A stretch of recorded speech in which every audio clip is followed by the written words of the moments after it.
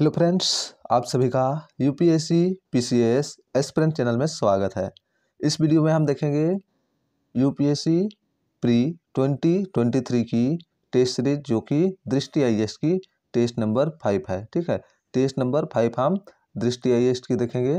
तो आप अगर यदि न्यू हैं तो प्लीज़ इस चैनल को सब्सक्राइब कर दें और अपने दोस्तों एवं भाई बहनों में भी शेयर कर दें जो सिविल सर्विस एग्जामिनेशन की तैयारी कर रहे हैं या करना चाहते हैं उनके पास, और लाइक एवं शेयर भी कर दें। ठीक है, तो और साथ ही क्या है, आप कमेंट कीजिएगा ये टेस्ट सीरीज किस प्रकार लगा, और टेस्ट सीरीज में जो लाऊंगा उसमें क्या होगा, इसका एक्सप्लेनेशन पूरा पढ़ूं या जिस प्रकार से चल रहा है उसी प्रकार चलेगा, वो आप बताया करिएगा। ठीक है, और साथ में क्या है, इसकी जो पीडीएफ मैं देता हूँ वो क्या है, पूरी एक साथ दूँ या फिर आज जो जितना मैं यहाँ पे वीडियो अपलोड कर रहा हूँ उतना पीडीएफ आधा आधा करके देते जाओ, जिससे क्या होगा आपको भी सहूलियत रहेगा, क्योंकि रोज़ का उतना आप खुद से फिर करके देख लें।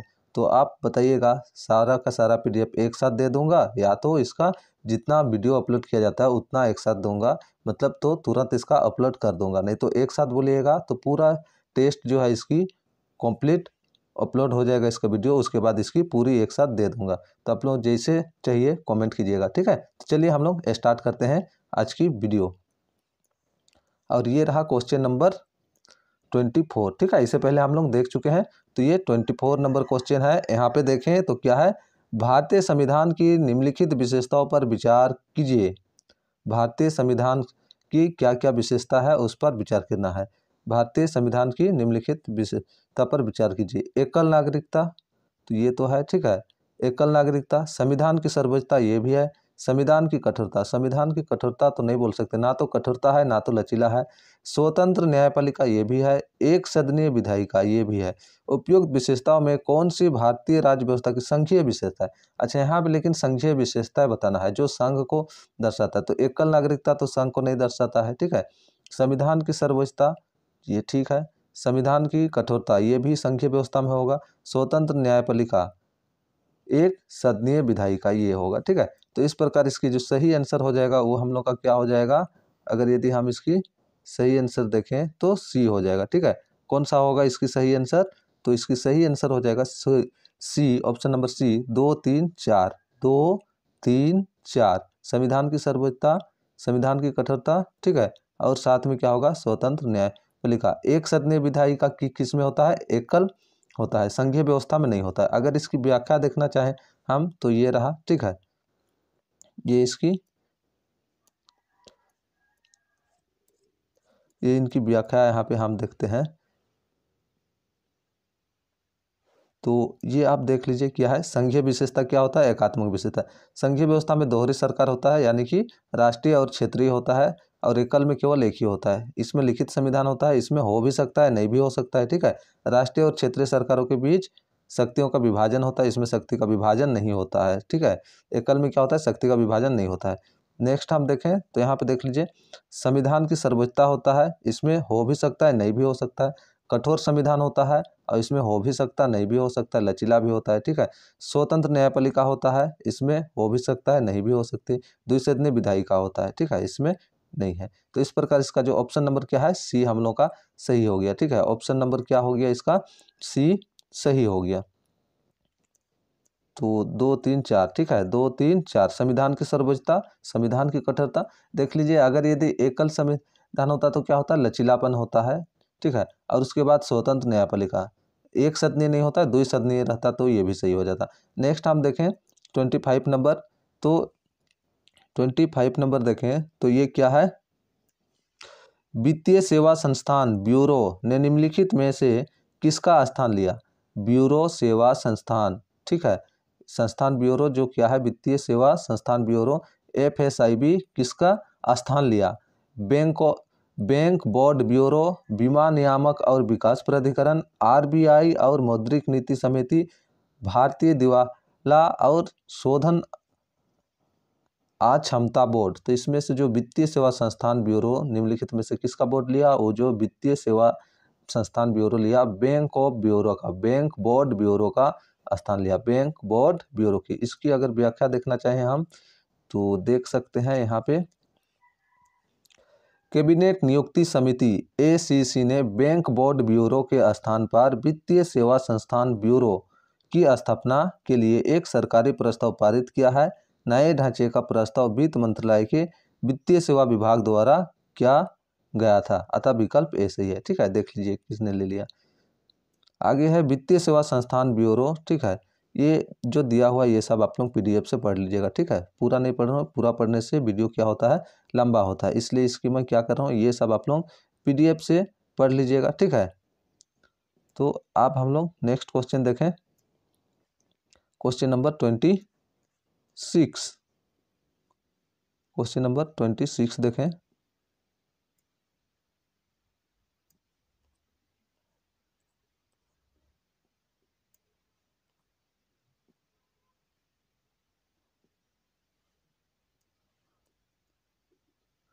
तो ये हम लोग का रहा 26। निम्नलिखित में से कौन से मध्य एशिया देश ताजिकिस्तान के साथ सीमा साझा करता है? ताजिकिस्तान के साथ कौन सा देश जो है सीमा साझा करता है वो बताना है। ठीक है, तुर्कमेनिस्तान, कजाकिस्तान, किर्गिस्तान या उज्बेकिस्तान। और यहाँ से नीचे दिए गए कोड का प्रयोग करके सही उत्तर चुनिए। तो यहाँ से जो होता है, उज्बेकिस्तान क्या करता है, ताजिकिस्तान के साथ ये साझा तैयार करता है। ठीक है, मतलब सीमा शेयर करता है। उसके बाद क्या है, तुर्कमेनिस्तान। ठीक है, इस प्रकार इसमें केवल और केवल कितना, 2 देश इसमें जो है साझा शेयर करते हैं, इसलिए ऑप्शन नंबर बी हो जाएगा। अगर हम यहाँ पे इसकी मैप देख सकते हैं, ठीक है, क्या है यहाँ पे, ताजिकिस्तान। ठीक है, ताजिकिस्तान का यहाँ पे हम लोग देखें तो आप यहाँ पे ध्यान दीजिएगा,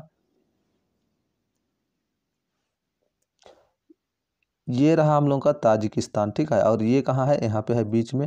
इसके साथ ये देख लीजिए ये देश, ठीक है, ये देश शेयर कर रहा है। फिर यहाँ पे देख सकते हैं ये वाला उज्बेकिस्तान। ठीक है, इस प्रकार जो यहाँ पे जो है उसके साथ जो दिया हुआ उसमें से क्या है, 2 देश क्या कर रहा है, इसके साथ ताजिकिस्तान के साथ क्या कर रहा है, सीमा साझा कर रहा है, सीमा में लगा हुआ है, इसलिए क्या होगा, 2 देश इसका सही हो गया। ये आप डायग्राम ये क्या कर सकते हैं, अच्छे से देख सकते हैं। ठीक है, चलिए नेक्स्ट हम लोग देखें।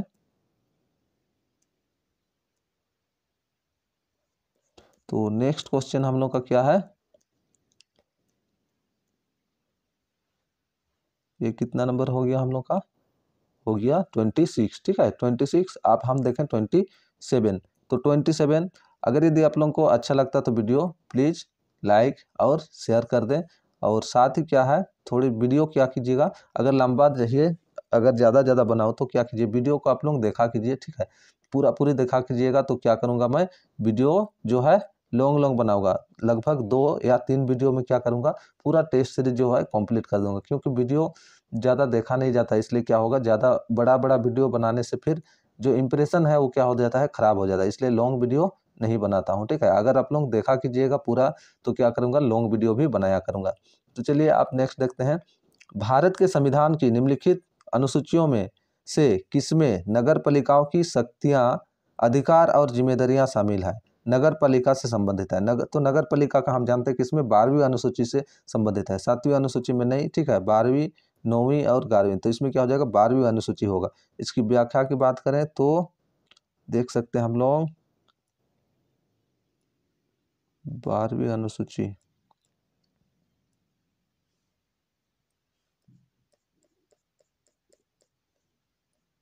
ट्वेंटी 27 देखना है ना,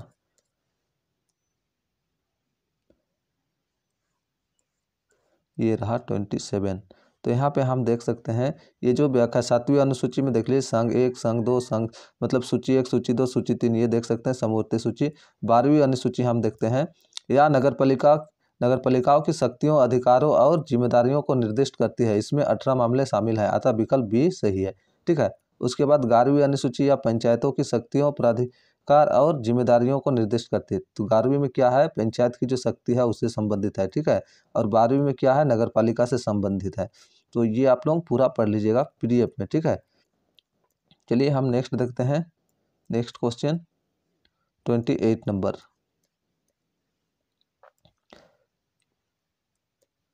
भारतीय संसदीय शासन प्रणाली के संबंध में निम्नलिखित कथनों में से कौन सही है? कार्यपालिका न्यायपालिका के प्रति उत्तरदायी होती है, न्यायपालिका कार्यपालिका के प्रति उत्तरदायी होती है, कार्यपालिका विधायक के प्रति उत्तरदायी होती है, विधायिका कार्यपालिका के प्रति उत्तरदायी होता है। तो इसमें से क्या सही है वो बताना है। तो हम लोग जानते हैं जो कार्यपालिका होता है, जो प्रशासन होता है, वो क्या होता है, विधायिका, जो विधि बनाते हैं उसके प्रति उत्तरदायी होते हैं। इसलिए इसका जो सही आंसर हो जाएगा वो क्या हो जाएगा, सी, ऑप्शन नंबर सी हो जाएगा। ठीक है, अगर इसकी व्याख्या देखना चाहें तो हम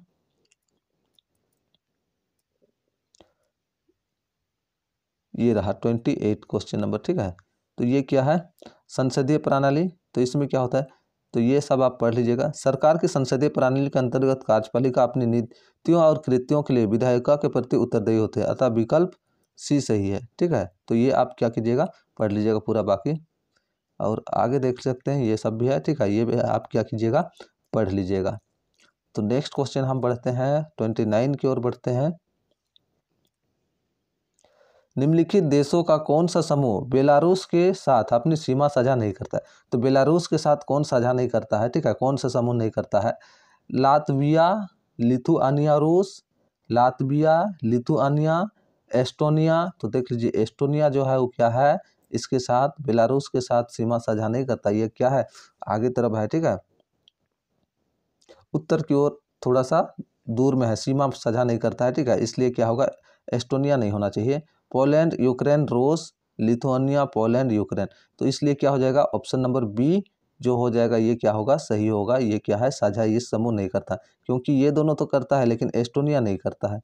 अगर देखना चाहें तो ये देख लीजिए यहाँ दिया हुआ है, और हम इसकी, ये रहा बेलारूस की।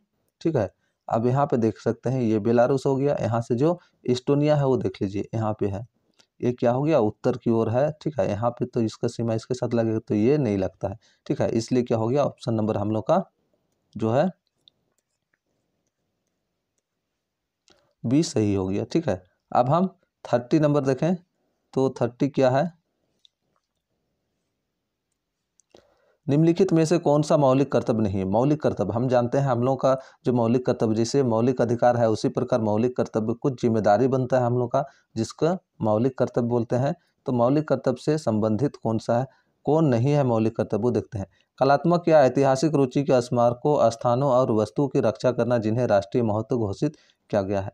तो ये जरूरी नहीं है। ठीक है, राष्ट्रीय महत्व घोषित, सार्वजनिक संपत्ति की रक्षा करना और हिंसा का त्याग करना, ये ठीक है, ये हम लोग का क्या है, कर्तव्य है, मौलिक कर्तव्य। वनों, झीलों, नदियों और वन्य जीवों सहित प्राकृतिक पर्यावरण की रक्षा और सुधार करना, ये भी क्या है, मौलिक कर्तव्य के अंतर्गत आता है।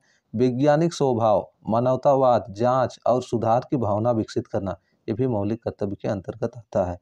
ये देख सकते हैं यहाँ पे, तो इसका जो सही आंसर हो गया ए नंबर हो गया। ठीक है, ए क्या है हम लोग का, कि इसमें जो है कलात्मक या ऐतिहासिक रुचि के स्मारकों, स्थानों और वस्तुओं की रक्षा करना, ये क्या है, मौलिक कर्तव्य के अंतर्गत नहीं है। ठीक है, जिन्हें राष्ट्रीय महत्व घोषित किया जाता है, ये क्या है, गवर्नमेंट इसकी देखभाल करता है, तो ये क्या है, मौलिक कर्तव्य नहीं है।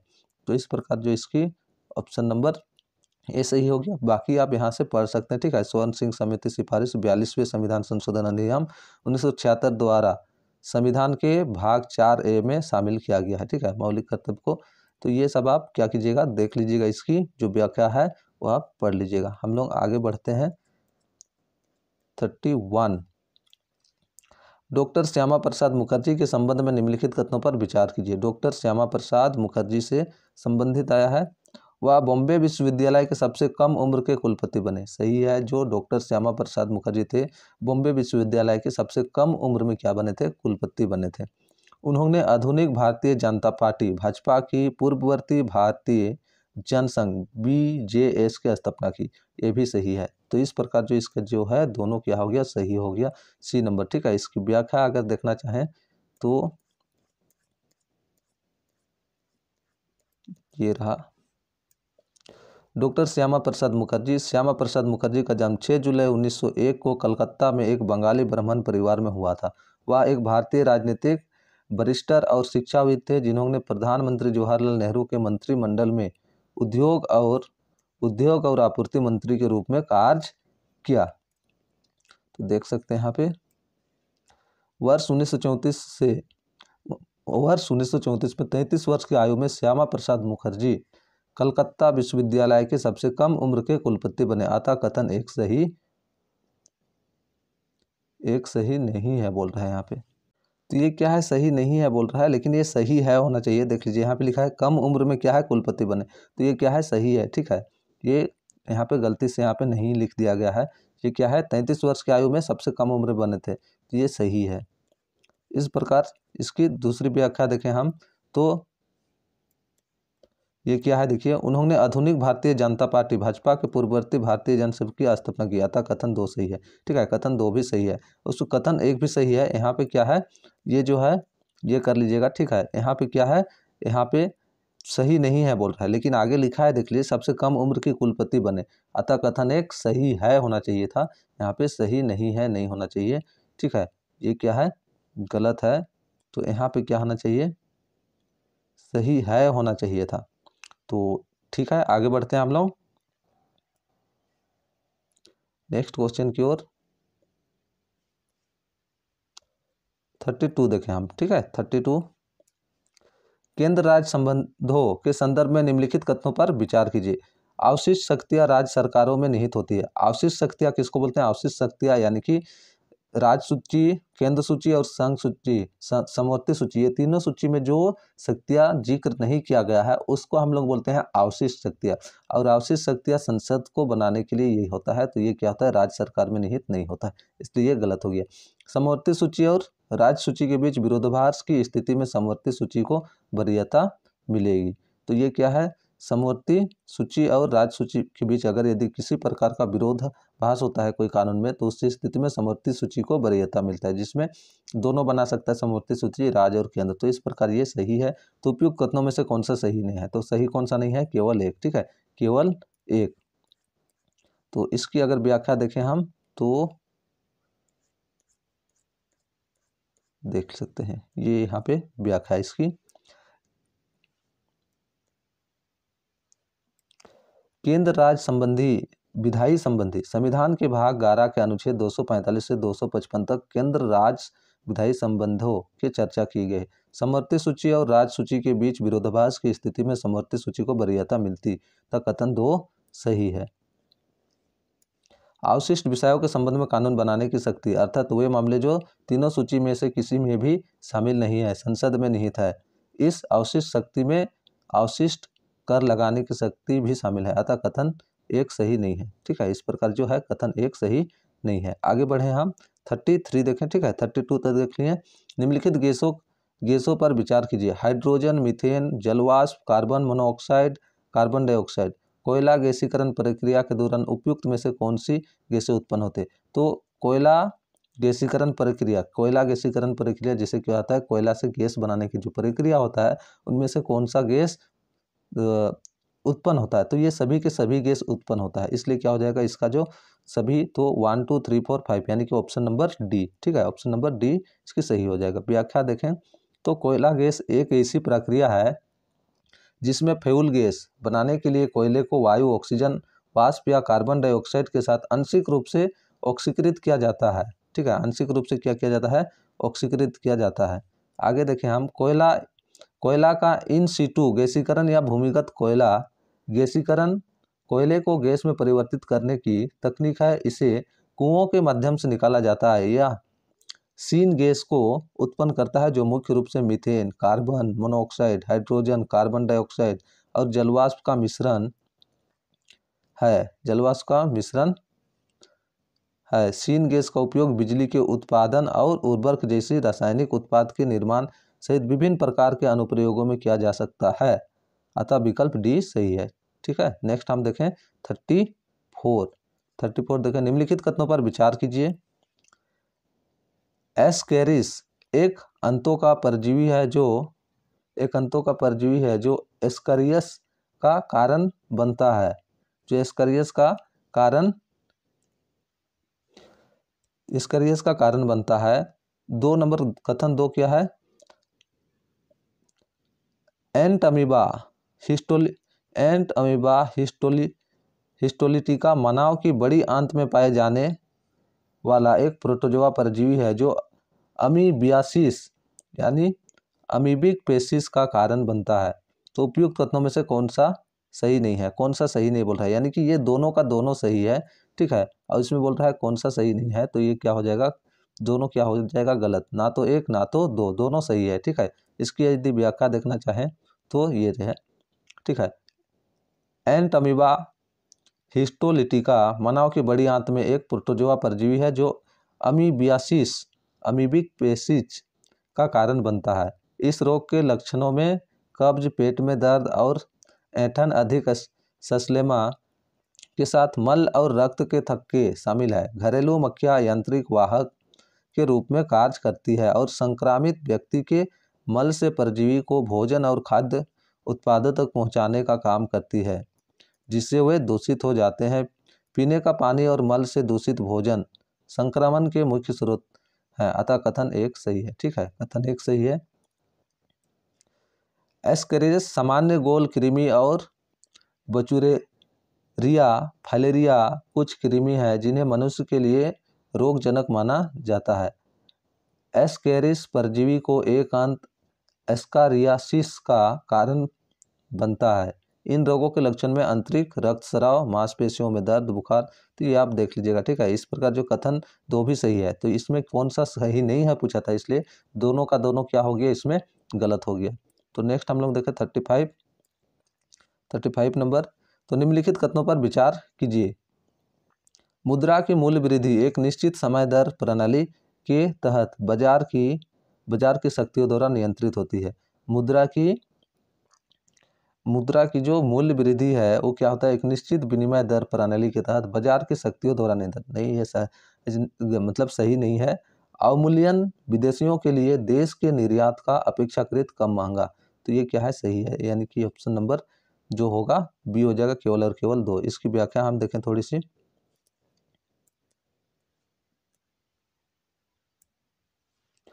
मूल्यह्रास यानी कि किसी परिसंपत्ति के मूल्य में कमी प्रतिकूल बाजार स्थितियों जैसे अन्य कारणों से प्रेरित हो सकता है, तो ये आप देख सकते हैं। ठीक है, यहाँ पे देखें, एक अस्थायी विनिमय दर प्रणाली के अंतर्गत बाजार की शक्तियाँ मुद्रा के मूल्य में परिवर्तन उत्पन्न करती है, जिसे मुद्रा मूल्यह्रास का मूल्य वृद्धि के रूप में माना जा सकता है।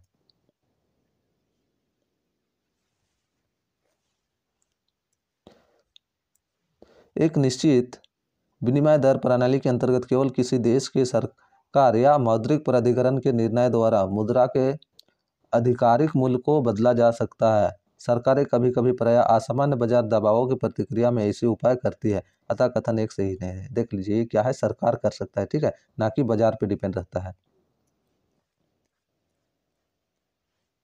फिर आगे देखें,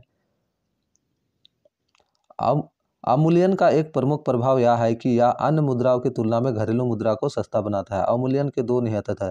पहले, अवमूल्यन देश के निर्यात को विदेशियों के लिए अपेक्षाकृत कम महंगा बनाता है, अतः कथन दो सही है। तो ये आप लोग क्या कीजिएगा, देख लीजिएगा व्याख्या पूरा पीडीएफ में। ठीक है, और साथ में आप लोग बताइएगा, इसका पीडीएफ कमेंट कीजिएगा, साथ में दे दूं या पूरा वीडियो इसकी जो 100 का 100 क्वेश्चन अपलोड करने के बाद दूंगा, या तो जितना अपलोड हो गया उतना पीडीएफ आप लोगों को देते चलो। तो आप लोग कमेंट सेक्शन में बताइएगा। ठीक है, जिस प्रकार भी आप लोगों को चाहिए कमेंट कीजिएगा। अब हम देखते हैं 36 नंबर।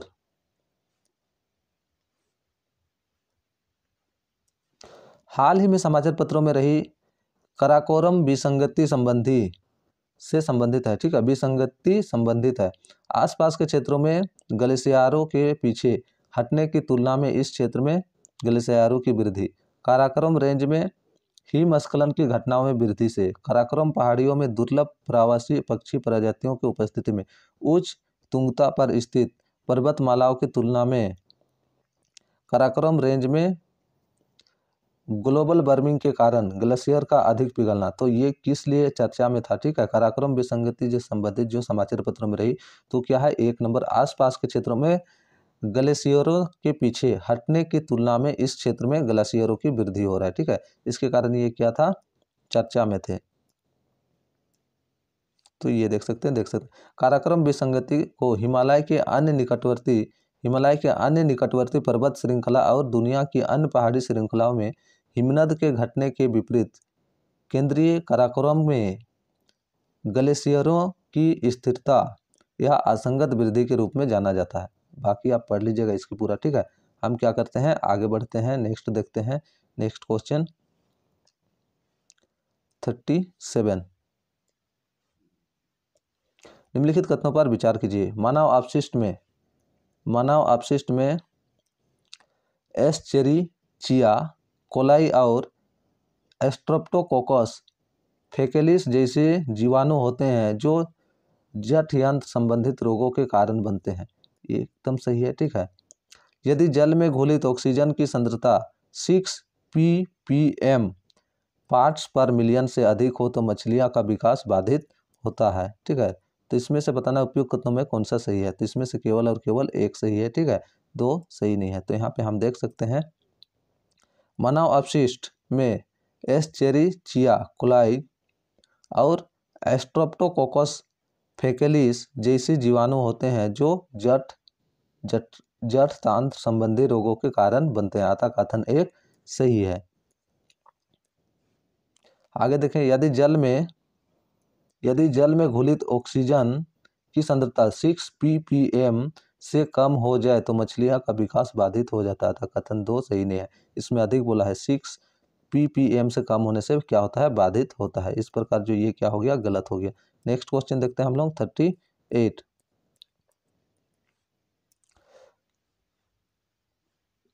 हाल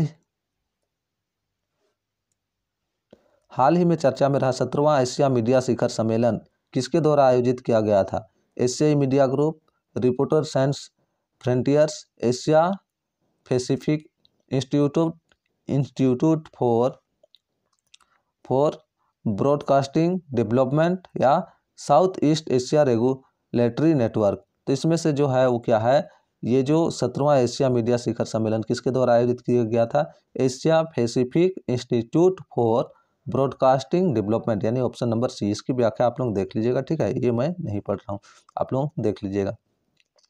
आगे बढ़े हम 39। कर्क रोग यानी कि कैंसर के संदर्भ में निम्नलिखित कथनों पर विचार कीजिए। घातक ट्यूमर प्रोलिफेरेटिंग कोशिकाओं का एक द्रव्यमान समूह है जिसे नियोप्लास्टिक कहा जाता है। आगे सेकंड नंबर, एक्सरे और गामा किरणों जैसे आयनकारी विकिरणों से नियोप्लास्टिक परिवर्तन होता है।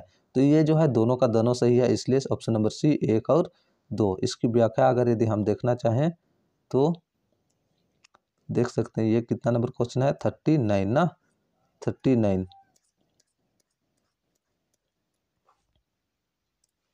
घातक ट्यूमर प्रोलिफेरेटिंग कोशिकाओं का एक द्रव्यमान या समूह है जिसे नियोप्लास्टिक कहा जाता है, अतः कथन एक सही है। तो कथन एक क्या है, सही है। एक्सरे और गामा किरण जैसे आयनकारी विकिरण और यूवी जैसे गैर आयनीकरण विकिरण डीएनए को नुकसान पहुंचाते हैं, जिसे नियोप्लास्टिक परिवर्तन होता है। तंबाकू के धुएं में मौजूद रासायनिक कार्सिनोजेंस को फेफड़ों के कैंसर के एक प्रमुख कारण के रूप में पहचाना गया था। कथन 2 सही है। तो इस प्रकार जो इसमें क्या हो गया। तो चलिए इसका नेक्स्ट देखते हैं हम लोग 40 नंबर, ठीक है। 40 नंबर क्वेश्चन देखते हैं।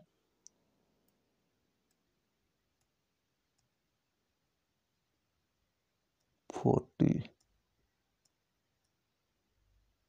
39, ये रहा 40 नंबर क्वेश्चन। हाल ही में समाचारों में रहे लेवेंडर फेस्टिवल का आयोजन कहाँ हुआ था। तो ये कहाँ हुआ था, जम्मू कश्मीर में हुआ था, ठीक है। तो इसकी व्याख्या एक साथ देख लेते हैं। 41 भी, ठीक है, जम्मू कश्मीर में हुआ था। 41 देखते हैं। निम्नलिखित में से कौन से संघाई सहयोग संगठन SCO के सदस्य नहीं है। तो SCO के सदस्य कौन नहीं है वो बताना है, ठीक है। तो यहाँ पे देख लेते हैं। यहाँ जो है कजाकिस्तान, नेपाल, श्रीलंका, रूस, पाकिस्तान, ठीक है। तो इसमें से जो नेपाल और श्रीलंका जो है वो क्या है, संघाई 5 का संगठन में नहीं है, उस देश में नहीं है, ठीक है। तो इसकी हम लोग व्याख्या देख सकते हैं। ये देख लीजिए, ये क्या है 40 नंबर हम लोग नहीं देखे थे। तो ये 40 नंबर क्या है, भारत का पहला लेवेंडर फेस्टिवल जम्मू और कश्मीर केंद्र शासित प्रदेश के भद्रवाह में आयोजित हुआ, अतः विकल्प बी सही है, ठीक है। आप देख लीजिएगा। हम लोग नेक्स्ट देखते हैं, यहाँ पे देख लीजिए वर्ष 2001 में उज्बेकिस्तान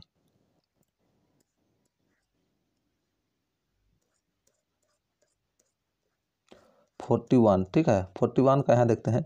संघाई सहयोग संगठन एससीओ का गठन वर्ष 2001 में किया गया। संघाई सहयोग संगठन एसओ को विशाल यूरेशियाई क्षेत्र में सुरक्षा सुनिश्चित करने और स्थिरता बनाए रखने के लिए बहुपक्षीय संघ के रूप में स्थापित किया गया था। बाकी आप लोग यहाँ से पढ़ लीजिएगा, ठीक है। वर्ष 2001 में एससीओ की स्थापना से पूर्व काजाख्स्तान, चीन, किर्गिस्तान, रूस और ताजिकिस्तान संघाई 5 नामक संगठन से के सदस्य थे। तो ये 5 देश पहले थे, ठीक है 2001 में। फिर उसके बाद देख लीजिए 2001 में उज्बेकिस्तान के संगठन में प्रवेश के बाद संघाई 5 को एससीओ नाम दिया गया। तो उज्बेकिस्तान इसमें प्रवेश किया, उसके बाद किया गया संघाई 5 जो था उसका नाम एससीओ दिया गया। अब यहाँ पे देख सकते हैं रूस एवं चीन एससीओ की आधिकारिक भाषाएं, यानी कि रूसी और चीनी भाषा जो क्या है इसकी आधिकारिक भाषा है, ठीक है। आगे देखते हैं हम, एससीओ में वर्तमान में 8 सदस्य देश शामिल है। देख लीजिए वर्तमान अभी जो फिलहाल कितना है 8 देश, ठीक है। काजाख्स्तान, चीन, किर्गिस्तान, रूस, ताजिकिस्तान, उज्बेकिस्तान, भारत और पाकिस्तान, अतः विकल्प बी सही है, ठीक है। इस प्रकार इसके हम लोग देख लिए। तो इस वीडियो में इतना ही, फिर हम नेक्स्ट वीडियो के साथ मिलते हैं, ठीक है। प्रीवियस ईयर टॉपर्स की कॉपी या तो एनसीईआरटी या इसी प्रकार की टेस्ट सीरीज के साथ मिलते हैं। तो प्लीज़ अगर न्यू है तो सब्सक्राइब कर दीजिएगा और कमेंट जरूर कीजिए, इसी प्रकार व्याख्या पढ़ा करूं या और साथ में आप लोगों को जो पीडीएफ प्रोवाइड करूं वो एक साथ करूं 100 क्वेश्चन का, या तो जितना वीडियो अपलोड हो रहा है उतना करता जाऊं, ठीक है। आप लोग कमेंट जरूर कीजिएगा। तो चलिए इसमें इतना ही, फिर नेक्स्ट वीडियो के साथ मिलते हैं।